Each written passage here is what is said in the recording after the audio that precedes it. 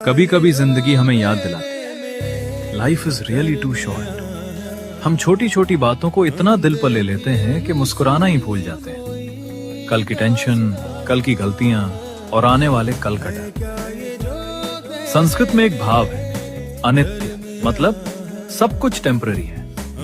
हर दुख, हर प्रॉब्लम एक दिन गुजर जाती है। इसलिए हर बोझ को हमेशा साथ लेकर चलना जरूरी नहीं। कभी कभी बस सांस लो, स्माइल करो और धीरे से मूव ऑन कर जाओ। क्योंकि जिंदगी का असली राज ये नहीं कि कितनी प्रॉब्लम्स थी, बल्कि ये है कि कितनी बार तुमने उनके बावजूद मुस्कुराना नहीं छोड़ा।